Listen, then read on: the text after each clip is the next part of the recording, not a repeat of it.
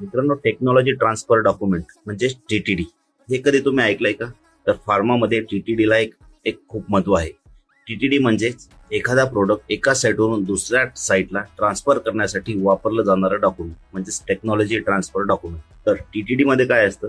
तर टीटीडी मध्ये असतं प्रोसेसची पूर्ण माहिती, त्याच्यानंतर अनालिटिकल डाटा असतो, त्याच्यानंतर त्याच्यात रॉ मटेरियल्स डिटेल्स असतात, त्याच्यानंतर critical process parameter, critical quality attributes आणि इक्विपमेंट सुटेबिलिटी म्हणजे कुठले इक्विपमेंट्स कुठल्या एमओसीचे आणि कुठल्या कॅपॅसिटीचे वापरले पाहिजे हे सर्व त्यात मेन्शन असतं.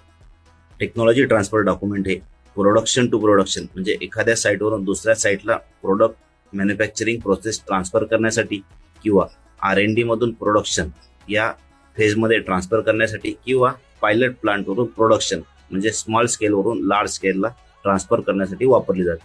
टेक्नॉलॉजी ट्रान्सफर डॉक्युमेंट हा सेंडर जो साईट आहे म्हणजे जी साईट ती टेक्नॉलॉजी ट्रान्सफर करते त्या साईटने एक कम्प्लीट पॅकेज म्हणजे टेक्नॉलॉजी पॅकेज हे ज्या साईटला मटेरियल जाणार आहे, ज्या साईटला आपल्याला प्लॅनिंग आहे त्या प्रोडक्शन टीमला हँडओव्हर केलं जातं.